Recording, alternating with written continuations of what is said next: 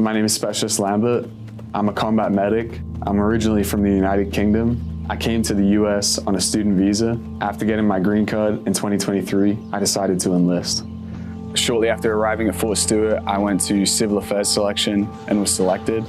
Since being at Fort Stewart, I contributed heavily to the fight house here. I'm really passionate about Jiu-Jitsu and MMA. He's gonna fall to one side, he's gonna clear the hook. I fail on the hip shovel and he scoots his hips out, okay? I've spent my time coaching, training at the fight house on Fort Stewart, trying to help develop the fight house and the community there. And hide it then with your chin so he can't grab it.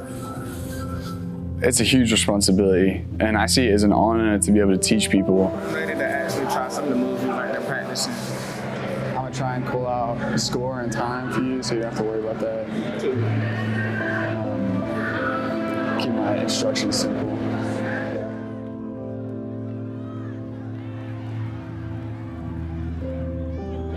Let's pick that knee up and knee cut.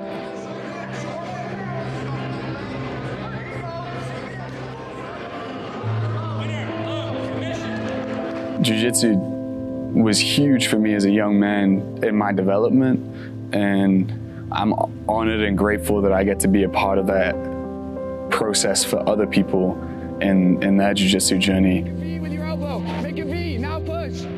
So I joined the Army. It's kind of a family tradition, something I'd always wanted to do since I was a kid. My dad, my granddad, my uncle all served, and they really held on to the service to Queen and country. Like, they took that obligation very seriously. And I don't necessarily think when I was a kid that it was about fulfilling that service. I just idealized the role of a soldier. I wanted to be a soldier.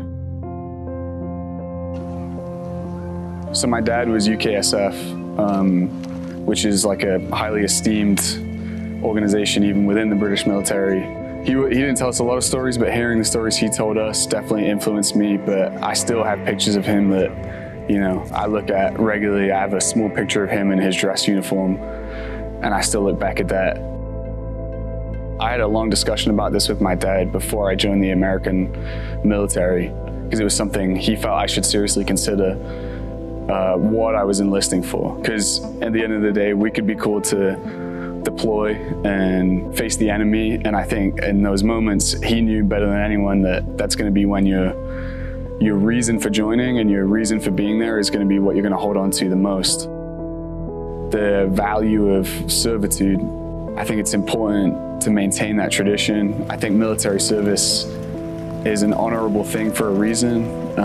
It shows that you are willing to sacrifice everything for your country and for the freedom of others. Coming in with some experience with medicine before becoming a combat medic made me take the training very seriously. Being an EMT in an urban setting, working in an emergency department, like you see people on their absolute worst days, and you know, not everyone makes it. So you understand the consequences of the job, and being a combat medic, you're surrounded by your friends, your unit, and they're looking to you to provide them that sense of security that you're going to help them if they end up getting injured, right? And train them to be able to address those situations too. So I have a lot of gratitude that people would put that faith in me to help them if need be, and I take that role very seriously.